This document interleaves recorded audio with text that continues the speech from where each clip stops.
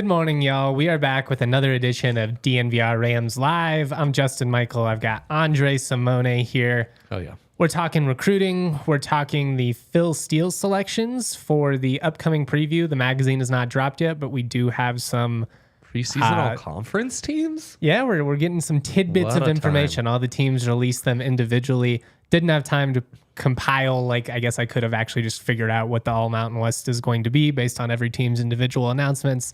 But that's a hassle. How's your morning going so far, man? Some work to be done there. It's good. Glad to be here early, talking some college football. I'm really ready, man. I'm really ready. Yeah, it's about that time of year where it becomes real. I mean, we got the Rockies, obviously, and the Pids are going strong. We're about to have the Olympics, but right, man, the finals being 3-0 has been kind of a bummer. You got the Cup. I need something for my competitive juices. I know. It's been really hard, man. I'm going to have to ride out some summer soccer and hope the Olympics give me some joy. Because, yeah, it's feeling as long of an off season as we have had in Denver sports in quite a while. For viewership's sake, we should just pivot and do this entire show on hot takes about Caitlin Clark and the Olympic team if we want to lean into the views. That'd be amazing. Can I just say I'm so glad she gets to get some rest? She needs it. You can tell, man. Yeah. Coming straight out, it's insane the way that works with the WNBA season starting 2 weeks after the end of really March crazy. Madness. Yeah, they are. They're just riding that wave. For a rookie, that is an insane schedule. So I think the Olympics would have just been insane. Well, and I mean, it's one of those objectively, that, right? She's not one of the 12 best players in the world right now. She's obviously the most popular player in the world, and I would have loved to have seen her on the team, but I don't think she would have played a ton. I mean, like you said, getting the rest is probably what's best for her. She's got plenty of time to play on the Olympics in the future. Anyways, we're going to talk about the latest recruiting additions. Like I said, we're going to get into Phil Steele tomorrow morning, live 10 a.m. Make sure you're locked in because I will be playing my interview with Nico Medved. Really appreciate him. He gave me a half an hour yesterday. We caught up and talked about all the offseason moves, Nate Clifford coming back, just kind of how chaotic this offseason was, obviously with him having to make some big decisions and whether that kind of had an impact on how challenging it was to recruit, their thought process through it all. He was great. Really appreciate CSU for making that happen. Always appreciate Nico for being willing to come on the show. He and Jay have been really great in terms of that, being accessible, willing to come on and chop it up with me. Something I don't take for granted. CSU, though, for 2025, they picked up their first high school commit yesterday. 6'3", 270-pound defensive end, Caden Branston. He's out of Peoria, Arizona. Held offers from Arizona State, Iowa State, Washington State, and Boston College, but he picked the Superior State School in CSU. Norvell and Savage, Arizona has been an area that's been pretty kind to CSU these last couple of years. They've pretty consistently been able to pull a couple of guys out of that area, and it's a very talent-rich state, 2-3 years in a row, so that's very encouraging. Absolutely. I'm not sure how much you've had a chance to check him out there. If you look at his huddle, he's a big guy. They have him in the interior at times playing defensive tackle. At other times he's playing that true defensive end. I imagine he'll be more of an end at the collegiate level, but when he is in that interior role, what kind of stood out to me, and I wrote about this, so make sure you guys go check it out on the website, thednvr.com, is he's just really physically imposing. He's one of those dudes that stands out in the thick of the trenches, and that's encouraging to me because there'll be, offensive linemen draped all over him, and he's still making plays. 50-plus tackles, was really impactful in the run game. Not a ton of sacks, but, I think especially was the guy that was kind of getting it done in doing the nasty work in the interior there. Yeah. And I mean, when you're 6'3", 270 in high school football, of course you're going to play in the interior a good amount. I mean, shoot, the Mountain West doesn't have a ton of guys that are that big. I mean, that's legit size as a true, high school senior? Yeah. That's kind of nuts. And you're right. You'd maybe like to see a little more penetration, but you love the amount of activity and how physical he is kind of plugging those gaps. And I mean, the size and the offers he had on the table are really pretty impressive. And I think you've seen a real emphasis, while we've talked plenty about the skill position players, a real emphasis on the trenches this offseason, and it paid dividends last offseason as well. And, Branston a bit different from maybe you wonder, is this going to be a slight change in how the front operates? Fewer finesse edges and more just pure size, hybrid, bigger guys, I mean, maybe more hybrid fronts as well. It's been the goal these last couple of years. It was one of the first things that Norvell said coming in was just like, we got to get bigger across the board. Yeah. The offensive line's too small, our receivers are too small, our corners are too small, and they were slow too. And, now you're in a position where you feel really good about the receiving room. The offensive line in the 2 deep is going to average about 6'5", 305, I think. Yeah. So, I mean, that's substantial, power 4, power 5, however you want to phrase it. I know there isn't really a power 5 anymore, power 4 size in the O-line. And with the D-line, you don't have a ton of experience, but I mean, with guys like Newer Gatkuth and the 5 defensive line transfers who they brought in, or 4, we're about to talk about them, you feel pretty good about the depth and the size going into this season. 100%. Well, and then think we talk about it all off season long. One of the overarching pillar goals for this football program is how do you beat your rivals, right? And Wyoming and Air Force, it starts in the trenches. Yeah, I mean, they've been getting worked by them for half a decade plus at this. I mean, Air Force has been giving us fits for like 20 years. For sure.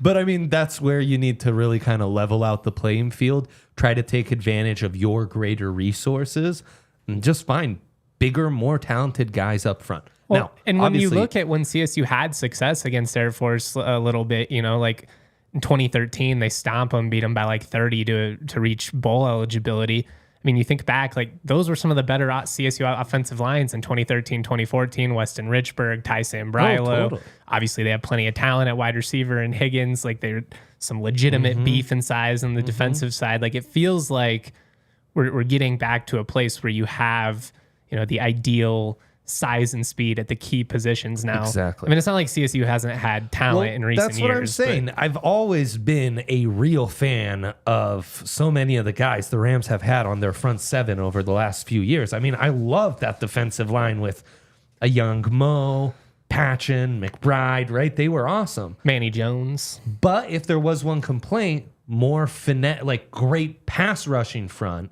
but a front that was a little lighter, and in those matchups, you could run the ball on them. Well, and 4 quarters in, you've done it over and over. That's where you start to break a little bit. Well, and part of it too, like it was just a completely different philosophy with that staff. Like they just ran those dudes into the ground, and you could see like they were playing 80 plus snaps a game, and by November they weren't even on the and they probably didn't really have much of a choice. But 100%. I mean, a guy like Mo probably should have been on the field more. You know what I mean? Yeah, 100%. And by November, it kind of caught up to him. Freddie Banks from the beginning has been like, no, like you can't be effective consistently. Like, yes, there might be a certain game where you got to go a little above and beyond, but most games these guys are going to be playing like snaps in the low 50s. They want to rotate a lot. Yeah, college football is just so finesse, fast-paced. It's just impossible to just grind 4 guys on a front. Especially when you're that big. The entire game, exactly. And so, anyways, Branston and some of the guys that we'll be talking about here in a second on that defensive line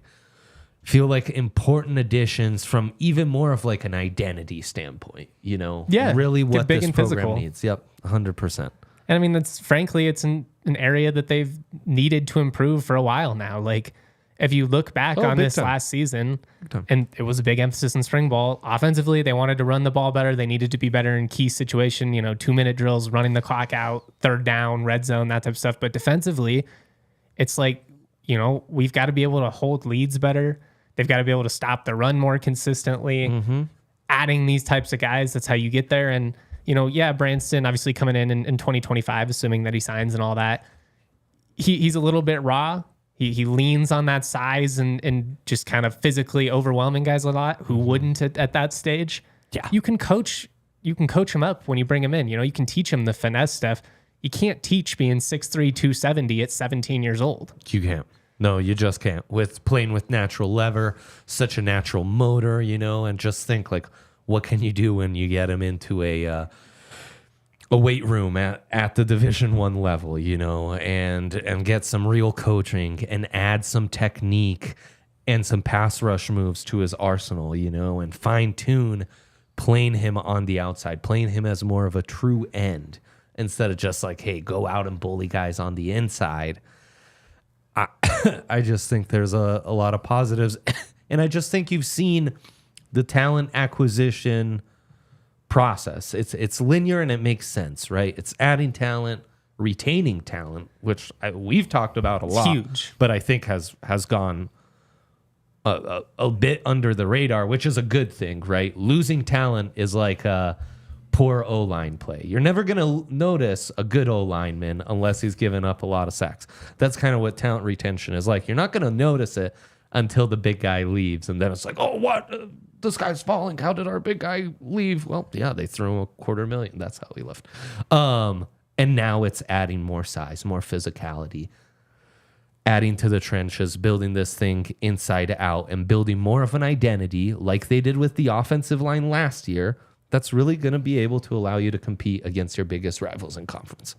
And it's been consistent. Like you said, it's been a process that came in. I think they had to plug some holes in particular with some transfers like early on, guys that weren't necessarily like prize talent acquisitions, but more just like trying to fill the gaps caused between, having the roster turnover in between Adazio and Norvell. But it feels like some of these guys are, guys like Noor Gatkuth are going to start breaking out. You're going to lean on veterans, guys like Cam Baratow in the interior, James Mitchell.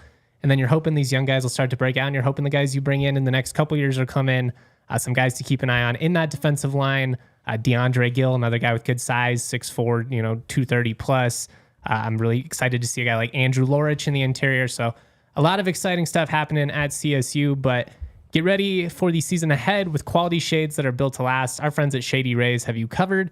They've got premium polarized shades that will not break the bank. They're an independent sunglasses company, but they offer a world-class product rated 5 stars by over 300,000 people. Pass the shades. The shades got durable frames, extremely clear optics. What's awesome for blind people like me, going to take away all the glare, going to make it really, really comfortable outside, but you can still see. It doesn't feel like, you're walking around in the basement without the lights off. I wear my Shady Rays everywhere. I wear them to the pool. I wear them while I'm doing yard work, while I'm walking the dog. They're durable. And what's awesome is if my 100-pound dog happens to jump up on me and break them, Shady Rays is going to replace them because that's what they do. They always have your back. Every pair is nice covered. Durable, baby. Look at that, man. Yeah. You look like you're ready to hit the F1 circuit right now. Yeah, that's exactly right. Yeah, or a pool party, maybe a little rave at like a Red Rocks. Yeah, I could see that. Or like a barbecue cigar, drinking a cocktail. Those are sick. Like, who is that? That's Andre exactly Simone. Right. That's exactly right. Yeah, the Nuggets parade last year, I could have rocked these bad boys. What a beaut. If you want to get some awesome Shady Rays like so many of our listeners have, you can use our code DNVR for 35% off polarized sunglasses. Try for yourself the shades rated 5 stars by over 300,000 people. Additionally, guys, life gets chaotic. Nobody knows that more than me at the moment. Moving is a pain in the rear. But it's important to, keep perspective, to sit back every now and then, to be like, you want to know what? I need to chill out. I'm being a lot right now. I need to take a breath. Oh, when you do, crack open an ice cold Coors Light. When the mountains turn blue, it's as cold as the Rockies. It's the only beer that's cold packaged, cold filtered, and cold lagered.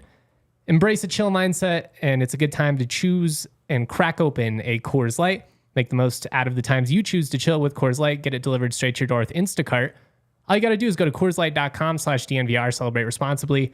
Coors Brewing Company, Golden, Colorado. Bang. Love it. It's been hot, man. It's a good time of year to have an ice cold Coors Light. Maybe not at 10 a.m., but that sounds amazing. No judges, frankly. No judges here. We're all friends in the DNVR Rams. That could be family. a draft. Best beers. I would love to do. I don't know. Like I feel lots of people are airport beer guys. Oh, you mean location? I was gonna say like brand wise. Oh, I mean it's Coors and Breck, and we already have them locked in. That's exactly. I'm a company man, Dre. You're watching the Nuggets show, maybe a Miller Lite, but yes, that you are exactly right. No, I would not go down that road, Justin. No. It's been a nice offseason for CSU football. Quietly have added a couple of really intriguing additions here on the defensive line. They have added Gabe Kershke. He was a former walk-on out of Valor Christian at Wisconsin, but did crack his way into the 2 and 3 deep at outside linebacker. He'll be playing defensive end. Did he earn a Scully eventually with the Badgers? I'm not 100% sure he is going to be on scholarship at CSU. 6'5", 250, nice frame. Dad played in the NFL. Like you love all of that. Big kid, local kid. And I mean, Wisconsin, they just had turnover on the coaching staff. Yeah, and I mean, I like that he's somebody with something to prove. He went to a high school where he kind of got overshadowed, but he had a really good senior year. It wasn't enough for him to catch the attention of like a lot of big time programs. Believed in himself, went to a big program, didn't ultimately work out like he wanted. Like you said, they had some staff turnover, decides to come back home. Now he has an opportunity with 3 years to play to kind of like reinvent himself. And, physically, he's got all the tools. So like we said, you can coach guys up, but you can't coach 6'5", 250. They also bring in, and I apologize if I butcher the name here, Pukese Vakauta from Utah State, 6 foot, 305-pound defensive tackle. That's been the big theme for CSU this offseason, is trying to fortify the trenches there. Norvell on my show last week talked about how excited he is for guys like Cam Baratow, for guys like James Mitchell, and they're going to have to be really big for the Rams this year. But they lost a lot of depth between a couple guys got dismissed, one guy transferred, a couple guys, 3 or 4 guys graduate and move on. Right. Bringing in guys like Pukese, like Jernias Tafia, who was recently added from Washington State, 6'3", 300 pounds, hasn't played a ton, but is a guy that did crack the field, had a couple tackles against CSU. Will Prendergast from FIU, 6'2", 280. I mean, that's a lot of size, that's a lot of experience. You feel a little bit better about, especially having to rotate some of these guys in and out, like when a Cam Baratow leaves the field, you don't feel like it's like, oh man, we're about to get gashed. No, for sure. And I just think it's more depth on the interior than they've had in a while. Couple years, probably. Tafia and Pukesi Vakuda, that former 3-stars, right? Like playing at decent programs, really good size, over 300 pounds. I just think they're going to be able to clog the middle and give you more depth and run stopping ability. And then you get a guy like Prendergast. Yeah. Yeah, that's a typo. Who, a little lighter, can be more of a penetrator. I think maybe more in that role of a Branston, where maybe could be a bit of a hybrid, outside to inside, and give you more of an impact as a pass rusher on third down. So I'm intrigued by that rotation and all 4 guys that you mentioned. And I think it's really interesting how they've figured out the phases in the recruiting and transfer calendars, Yeah. Like when the iron's hot and when it's like there's more opportunities. In the last 2-3 weeks, I think they've been able to strike and find a few more opportunities from P4 programs or other G5 programs and just add some quality depth. Yeah, I mean, you go out, you bring in Armani Winfield, obviously former 4-star from Baylor. Yeah. He's a guy, like, if he enters in the December window, maybe he draws a little bit more attention. And he's still, Wisconsin came after him, Liberty, which is a school that is coming off of an undefeated season and a Fiesta Bowl appearance. They've got big money, and out in Texas, like, he could have gone there, probably got more in terms of NIL. And just doesn't feel like a downgrade to the couple receivers you lost. No, I don't mean it as a slight. When the iron was hot, right? Yeah. And maybe got a little more fanfare, maybe from the outside, sexier offers. Mm-hmm. But I think, well, then how are you getting a Winfield at this, right? Like, I think Winfield was arguably more coveted. Oh, yeah. It worked out for CSU in the long run. Right it was just the timing of how things played out. Yep. And, I think basketball is the same way. I had Kevin Sweeney of Sports Illustrated talk to me about Jalen Crocker-Johnson, and he's like, the CSU staff did such a good job of, like, he was in the portal, immediately on him, immediately get him on campus. They're like, if they wait 2 days, he ends up at a high major. And it's a tough balance these days, but they really seem to figure it out. I'm with you there. They also bring in Keenan Higgins, 6'4", 180-pound receiver from San Jose State, originally a 3-star prospect out of Pittsburgh High School out in California, along with CSU and San Jose State, Arizona State, Fresno State, Hawaii, Pitt, and Washington State. Washington and State and CSU really running in the same recruiting circles these last couple. When it in Southern California, Arizona, and Nevada, and they've actually recruited pretty heavy in Colorado. Aiden Napke, the number 1 safety coming out of Colorado for 2025, just committed to Wazoo. Did not have offers, I don't think, from CSU or CU, but it's interesting to kind of see how that's played out. CSU, ASU, Wazoo really kind of going after the same guys here. Yeah, that's really interesting. And Higgins is really interesting. What a big kid, and yet so skinny at 180. What? He didn't play much at no, so San he didn't Jose. play at San Jose State, but he'll come in as a vertical threat. It's weird. I was trying to find his huddle from his senior year. I couldn't find it. Could only find his junior film. So I imagine he's put on some weight since then. 6'4", 180, though, still obviously a very skinny guy for that type of height. But you watch him, despite being that slender, like there's a couple instances where they throw him a quick screen on the outside and, you know, he puts his foot in the ground and he goes. Like you could tell he's got some momentum going through him. He's not scared to run through a smaller defensive back. A lot of throws over the top. Makes sense. He's got these long strides. You got to kind of take it with a grain of salt. There were a couple of times, like the corners that were on him, I was like, I swear to God, I could moss this kid. Sure. Like, you know, you gotta You're take a it with big a guy, grain man. of salt. You're tall though. Yeah, true. I got some length. You've Timmy. got that length. You do. But you know, he's really encouraging. Reminds me of a skinnier Warren Jackson, maybe a little bit quicker. It fits the type of mold that you want in the system. Like you need the guys like Tory or 3-down receivers, but the nice thing about him is like you get him one ball over the top, he's gone. Like he's a game breaker. Yeah, Tory's got some of that in him as well. Not quite a 6'4", 180. Yeah, That's with the pretty length, drastic, but like a longer guy who like will surprise you with some of his wiggle and breakaway speed, right? Yeah, did against Utah Tech, had like a 70-yarder that he broke on a screenplay last year. I mean, and he's a 100%. great punt returner. Like he's got wiggle for sure. 100%. And I mean, as I think we've said pretty consistently, or at least I've tried to say, because I'm I bring the analysis, I guess. And you're more, you're more of a purist. But if you were ever going to trust a coaching staff to recruit wide receivers with those kinds of tools, it's this coaching staff at wide receiver, Well, yeah, I mean, And Norvell their has the track speaks record for going itself. back to his days in Oklahoma and working with that 100%. passing offense. So whether it's Winfield, right? Yeah, Armani Winfield. Or Higgins, I'm going to get pretty excited about a lot of these guys and be like, well, and frankly, They like see based on something. everything that we've seen so far, like Tory Horton, he checked. Lewis Brown and Justice Ross Simmons, yes, they unfortunately decided to move on. Those guys popped. Like they would have been preseason Correct. second team, third team Correct. all conference selections if they stick around. Yeah. Lewis Brown, I think, was a fourth team preseason all selection at San Diego State by Phil Steele. So like they know what they're doing. You look at Nevada, Romeo Dubs, the success they had out wide there. totally. And I mean, the same goes with tight ends and, Cole Turner and now Dallin Holker, and you bring in a 6'7" Jackson Warren. He's not played in the FBS, but the fact that Liberty came after him, Florida State came after him, a couple ACC schools, like you're going after guys SMU that are attracting big time interest. big time. And you're able to compete with those schools. Yeah, Which I think and is they're the other part signing of up this. for it because, I mean, even coming off of like a year where you didn't meet expectations, like people are buying into the upward trajectory. And Norvell talked about that on the show last week, how looking at what, Tory Horton did was a big reason why Armani Winfield was like, I could go to Wisconsin. I've already been to a Power 4 school. Like I could just keep chasing that spotlight, or I can go to a system that's proven to produce NFL talent, that there's a guy on the roster right now that's going to take so much attention off me. Like they're going to complement each other so well. And you've got a quarterback who's, getting a lot of love. When we're about to get into that, trucks, they've always been a part of Toyota's DNA for generations. Ooh. Toyota, they have built durable legends destined for greatness and perfect for Colorado.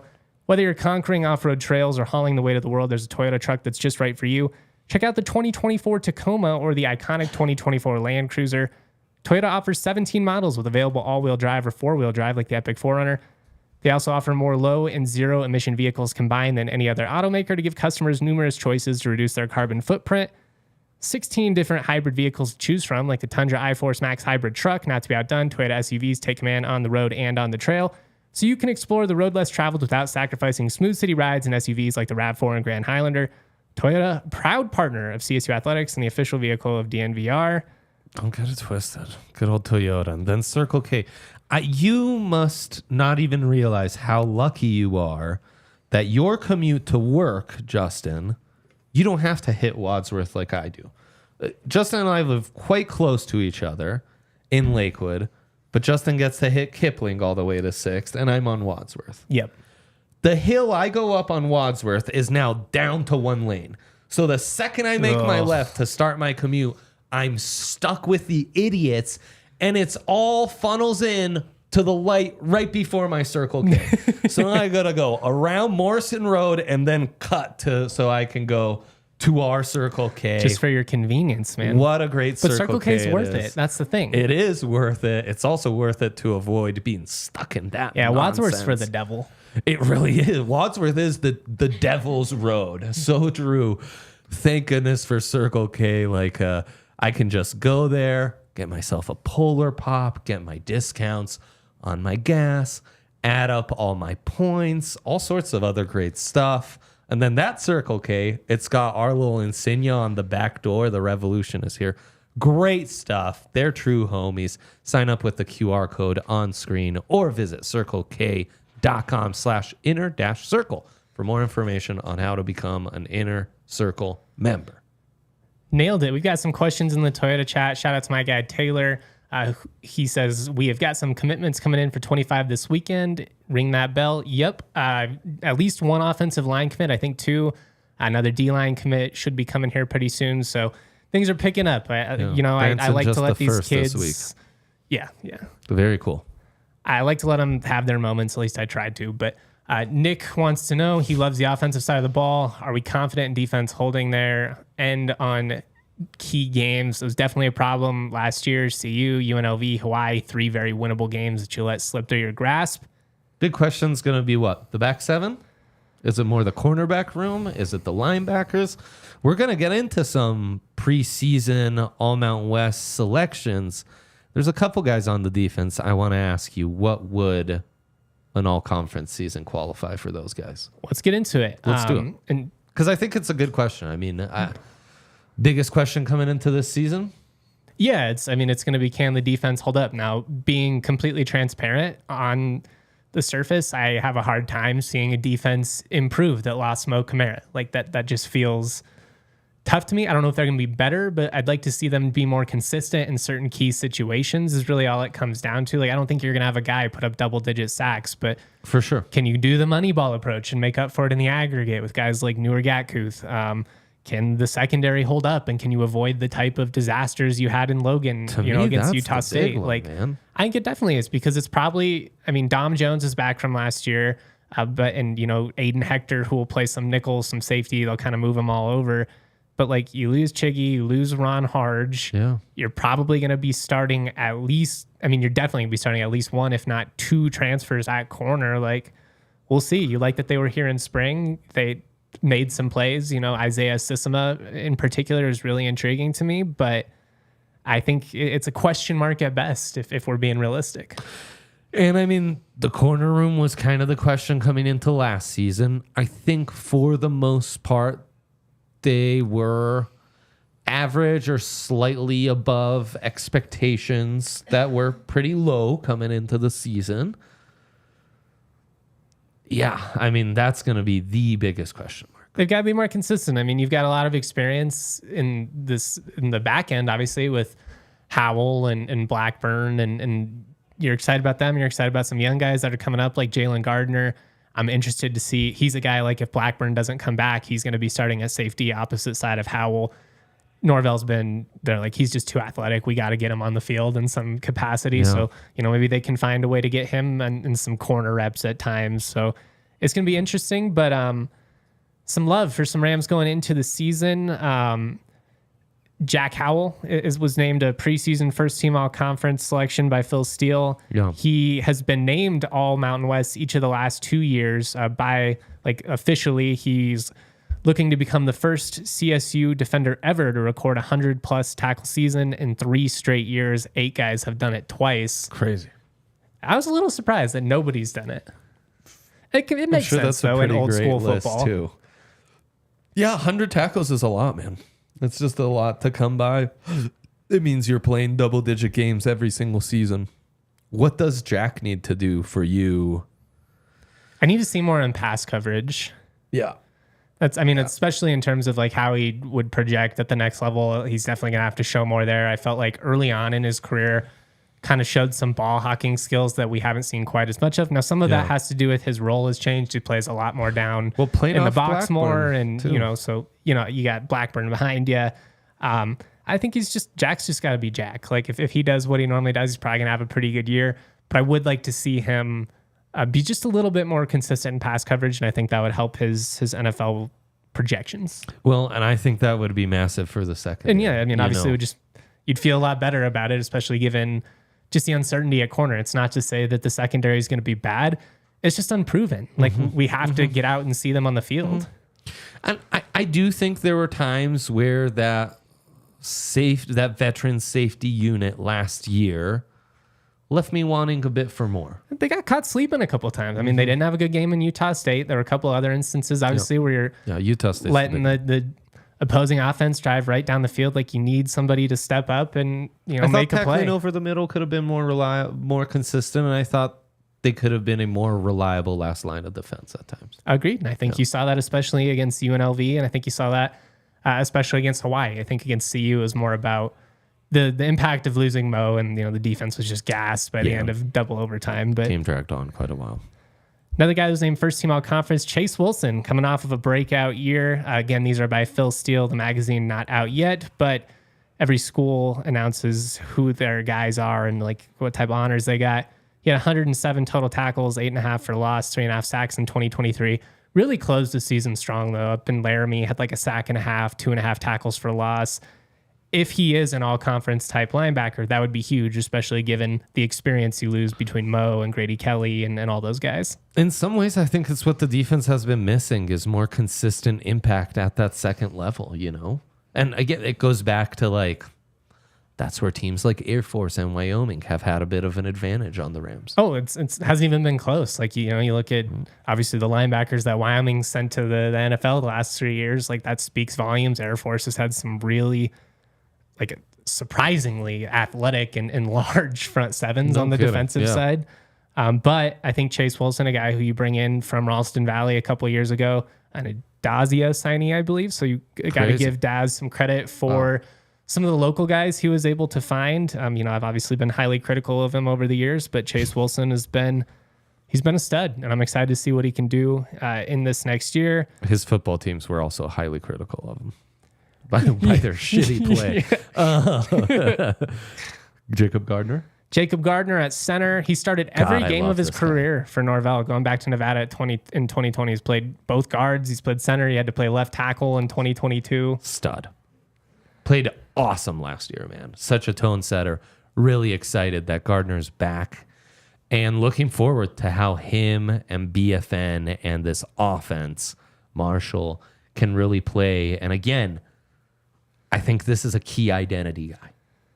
Yeah, I think it's probably one of the more underrated returnees because, like, obviously he's choosing to use his fifth year, his COVID year. He could have gone on. He's definitely trying to improve his NFL chances, and I think he has a good opportunity to be a late round draft pick just with his size and his experience and his versatility. But for a redshirt sophomore quarterback to not have to, establish chemistry with somebody else and to have him, out there calling out the keys, leading the offensive line for a unit that Norvell told me, he wants to average 35 points a game. That'd be a 9-point improvement.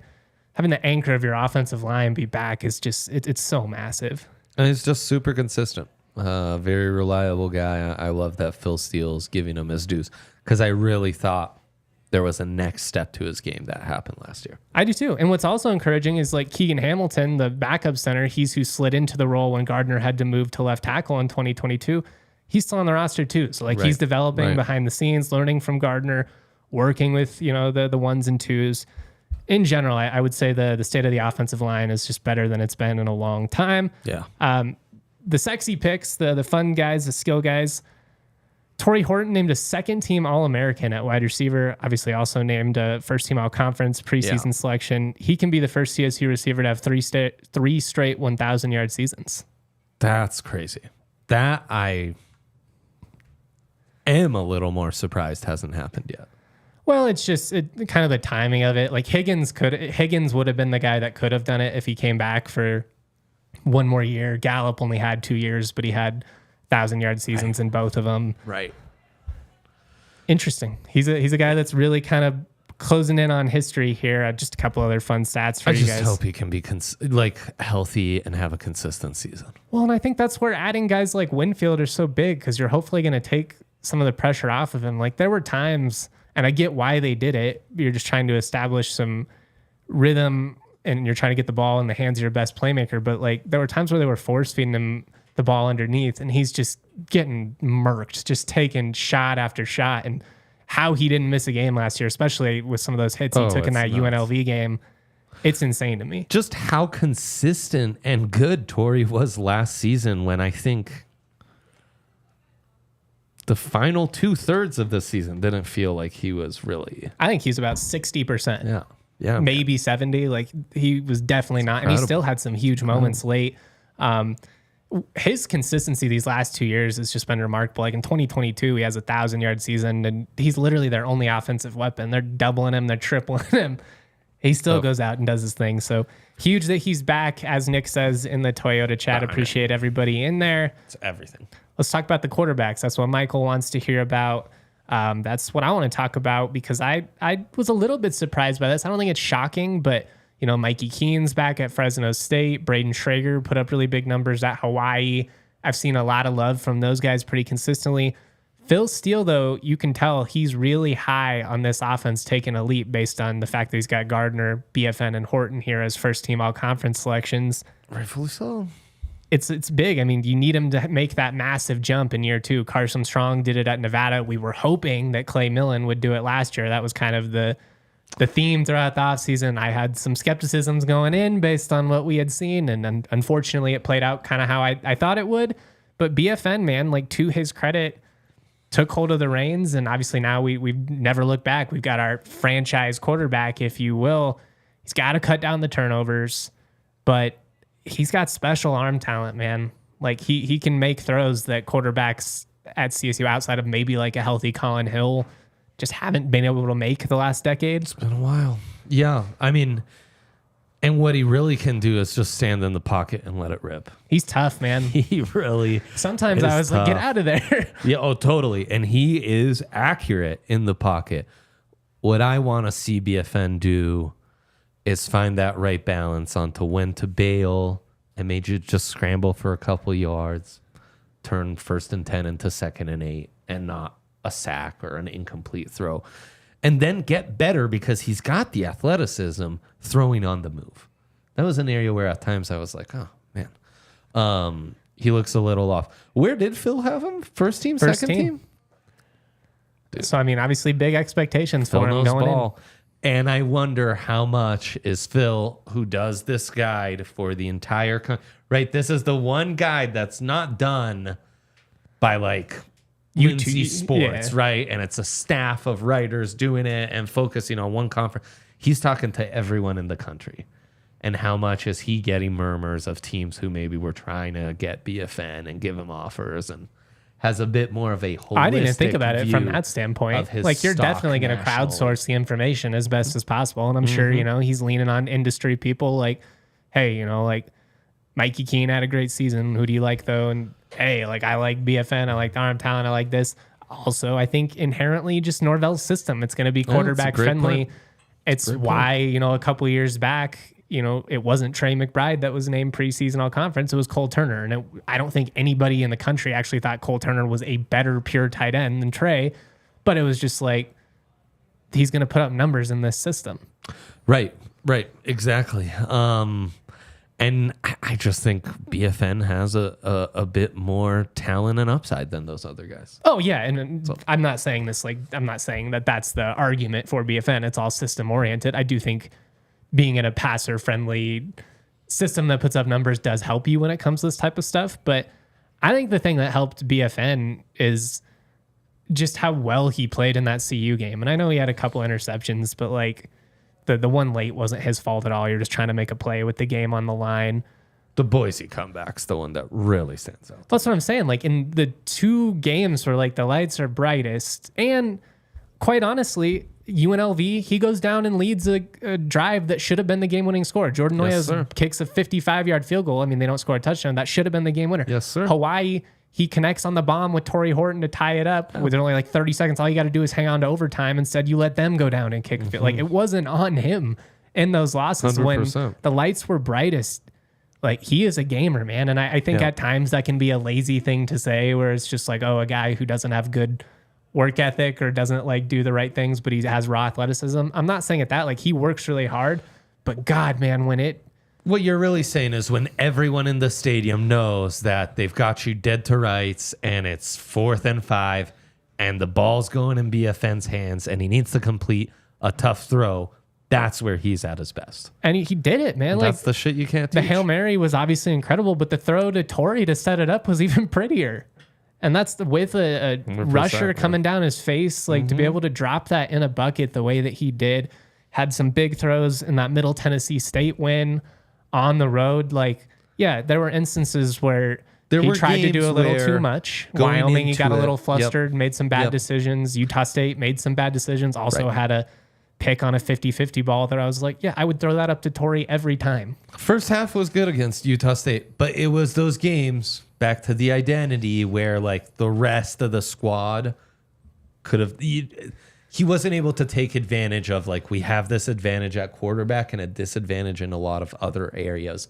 Can you make up that gap? And maybe in year 2 he's able to. You know, it's like he's young. He didn't even go into the year as a starter. Didn't have a full fall camp. Exactly. Now First you get an year as a entire starter. offseason program as QB1, an entire spring, an entire fall camp. And I think all of that combined with the fact that you feel really good about the offensive line, the fact that you feel good about what's going to be in the backfield and the talent you have at the pass catchers, it makes sense that people are buying into a big year 2 leap for BFN. 100%. It's pretty exciting.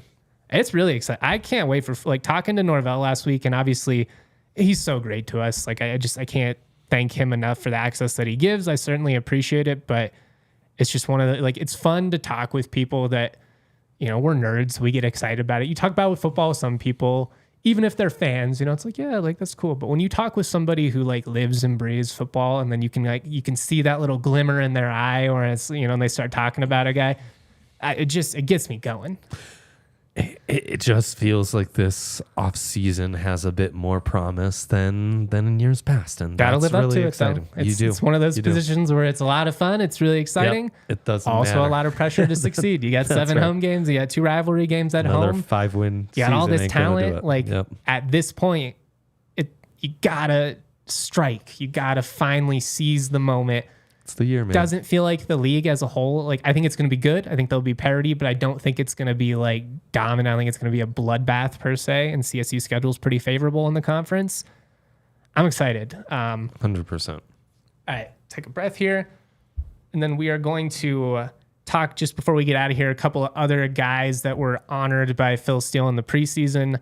On the 3rd team, Drew Moss, he will be playing right guard, moving in from right tackle. Cam Baratow, a defensive tackle, really think he's one of the biggest keys to CSU's success this year. Yeah, another defensive tackle. I mean, how many have we talked about today? It's been the theme of the show. Yeah, it's really great. I think that's really encouraging. Tory Horton as a punt returner. I was surprised only 3rd team. Like, David DeJesus at UNLV, I imagine, was who got picked 1st team, but also, please, God, no. no. Like, please, let's not let Tory return punts. oh, he'll be back there. I beg you. Come on. Norvell, like, he talks about, like, 2 years in a row, he's returned a punt for a touchdown. Well, I mean, in those key moments, yes, but let's please. Well, I don't know if he's going to be there every single time necessarily. Exactly. Like, they got Kobe Johnson they can put back there. They've got a couple of guys. And that's why he's a 3rd teamer, because he won't get the consistent returns, but once in a while he'll get some high leverage ones, and he'll do something special that might change a game. He's so fun, man. Tory Horton is easily one of my favorite football players to have watched in person consistently. Just the talent is there, but I've been really fortunate at CSU to watch guys like him and Trey that have all the talent in the world, but are just team first dudes that work harder than everybody else. It's really refreshing, honestly, because I've also, you know, I'm not going to say names because I don't have beef with them, but I've covered guys that thought their shit didn't stink and thought they were, you know, on a level that frankly they just weren't. 100%. And these guys are just the complete opposite And I of feel that. like Tory maybe doesn't have the hype that guys like Gallup or Hollywood had during their It's the lack of team success, though. careers. in some ways, I think just like pound for pound, he might be the best pure talent of that group.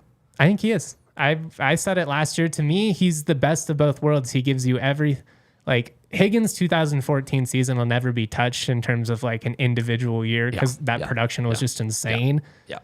But like Tory has Richard's quickness and ability to make guys miss in the open field. He has the ability to make the contested, weird, contorted catches that Michael Gallup had, the sideline and body control.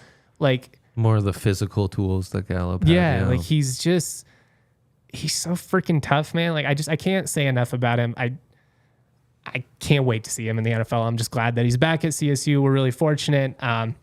Before we get out of here, just a couple more guys. Savion Henderson at left tackle, encouraging to see him, fourth team. Newer Gatkuth. I think he's a guy.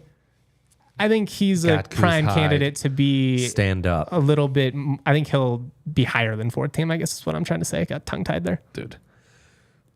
He gets the snaps he's supposed to get. That talent warrants. Gatkuth is going to be a breakout player who could be a first team all-conference guy next year. He is so talented. That long, wiry frame, the effort he plays with, how low to the ground he can get, that first step. I love him. And he can play off ball, right? Like rangy, sideline to sideline. Phenomenal athlete. I think the sky's the limit for this kid. I think this is the next great Rams edge rusher. I think he's the best NFL defensive prospect on the roster right now, probably. Over Tory. Defensive. Oh, defensive. Yeah. No doubt about it, man. Yeah. No doubt about it. And that's with all due respect to all these other guys we just talked about, some, Chase Wilson, Jack Howell, what have you. Yeah, Gatkuth is just another level. They found themselves a gem out of Edmonton, Canada, and that NIL money that maybe went to Tory this offseason might have to go to him next offseason. He is that type of talent. I am definitely like... Oh, and that's obviously going to be the big key in terms of getting over the hump and then maintaining it is like, can we continue to largely hang on to the key contributors? You're going to lose a few. It's just part of the game.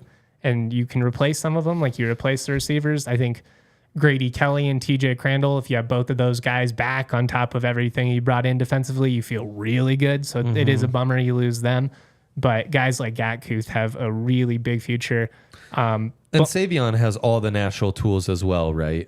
You're just going to have to see it consistently. In pass pro, I mean, they were one of the best in the league or in the country last year. 100%. You've got these couple candidates to outperform expectations. Can we start with Justin Marshall? Yeah, they're going to lean on that ground game. So, like, we saw what he's capable of. Like, he's got the vision. He's got the explosiveness. He runs so much bigger than his size. He's explosive. He's fast. Like, he's the other guy I have huge expectations for going into this season. It's one of those, it's a little bit hard to forecast in terms of if I was like, I don't know if he's going to be 1,000-yard rusher. One, because I think CSU is going to have some really big passing plays that like eat up some of those chances to have the long sustained drives where you're getting a bunch of carries. But they want to be able to sit on the lead better. And like Jay talked about that on my show last week, just with the rule changes and having the running clock now, having it be closer to NFL, the second halves go a lot quicker than they used to in the past. They didn't run the ball consistently enough. Part of that was they weren't healthy. Kobe Johnson gets hurt week 1. Avery Morrow's hurt all year long last year and had some off the field stuff that he had to deal with. You're leaning on a walk-on who was great, Van Shield, tough. We're going to play against them, unfortunately, as the UNC starting running back, I imagine, this fall. But now you've got Justin Marshall, you've got Damian Henderson in year 2. They've had some experience. I'd be pretty surprised, like if they weren't considered, kind of one of the better backfields as a whole in the conference. Like Harrison Whaley at Wyoming, he's a stud. GNT at Boise, UNLV's got a good backfield. I'm not saying they're going to be the best. I think they're in a really good position to have a nice year that we haven't seen. I mean, CSU has not run the ball effectively, consistently since like 2017. Yeah, I mean, that's the thing. And those running games you mentioned, they're like the star of that offense. Yeah, that's the focal point of what you do. Revolves around. Marshall and Kobe Johnson have the advantage of the offense starts with the passing game, but then how can you run it off that passing game? And Yeah, I just think there's a lot of promise starting with Gardner and this O-line. So I'm encouraged, man. I think this could be a nice little vibe change where this becomes a bit more of a ground and pound team. Well, and they have some up and coming offensive linemen that are going to be stepping into these guards and tackle roles that are maulers, like Aaron Karras and Tanner Morley, guys that are going to be in the mix at right tackle. Those are big NFL bodied dudes. Like they're going to lean on that a lot more this year. And I'm excited. I mean, what we saw from Justin Marshall against San Diego State against Air Force there got kind of dinged up in that Hawaii game, but that I haven't been that excited about a CSU running back since probably Capri. Like I love Dalen Dawkins, got a lot of love for Izzy, great dude, played hard. Yeah. But they're just, you see a guy make a cut like that and take off and not even really lose speed and you're all right. That's not everyday type ability. Yeah, that was super encouraging there. All the other receivers, man, like Tory is obviously going to have a huge year, but I think there's a lot of opportunity for Armani Winfield, for Donovan Ollie, for Dylan Goffney, who Norvell repeatedly brings up when, you emphasize all the other stars. Don't forget Goffney. He's got 215, had a nice game against Boise State. He's back. And then obviously Jackson Warren, who's tight end, but more of a pass catcher, going to be kind of that Cole Turner type role. I think any of those guys are poised to have all conference type production. If you had to bet on one of them to be the breakout guy opposite Tory, who would you place that bet on? I mean, Armani has everything on paper. Yeah. So like he, in theory, like there should be I feel like Preston Williams when he came in, it's like he's got all the physical tools. So 100%. There's no reason he shouldn't put up huge numbers. You got another great receiver opposite of you. I'm going to go Donovan Ollie, though, just because he was here in spring, and I think he's really good. Like, it didn't work out for him at Cincinnati, man, but he had a huge game against CSU with Washington State. I love his size. He had a touchdown in the spring game. I think he and BFN have kind of established really nice rapport here. Yeah, and that's where Winfield, it's coming in just going to be a matter of, right, how dialed in is he come spring. And we'll see. Yeah. Or fall. Yeah. Jesus. Whatever time they play football. Last guy I'll throw out is just Jordan Noyes. He was really clutch as CSU's kicker. I mean, we're an aggressive offense. I think there are times where we're going to go for it, where, if he was in a Wyoming, like they're probably kicking those field goals and he's going to put up big numbers. But, I mean, the kick against UNLV, the kicks to seal it against Boise State, really, really clutch. And him getting that extra year granted was, again, up there with Gardner for one of the more subtle, like that's a huge win. Yeah, that's a really good one. College kickers, man. Taylor asking, is Henderson RB2?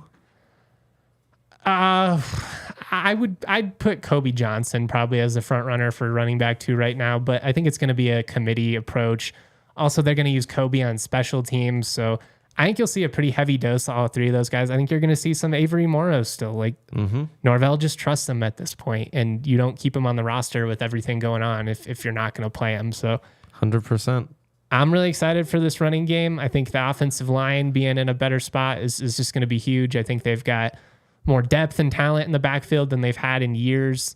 And, like it's all there. It's all there in theory. Like go out and seize the moment. That's what this season comes down to. Like I feel like much more so than most, diehards have been pretty patient with this program. And hey, shit happens here, and this is the reason. It's true. Like there were legitimate things that were out of their control that have held us back. Bobo had some bad luck.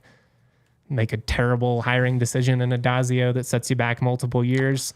Yeah. But you've got the staff now. You've got the talent. You've got a schedule that's favorable on paper. You've got both your rivalry games at home. Like, go out and win. It's a massive year, man. It's a massive year.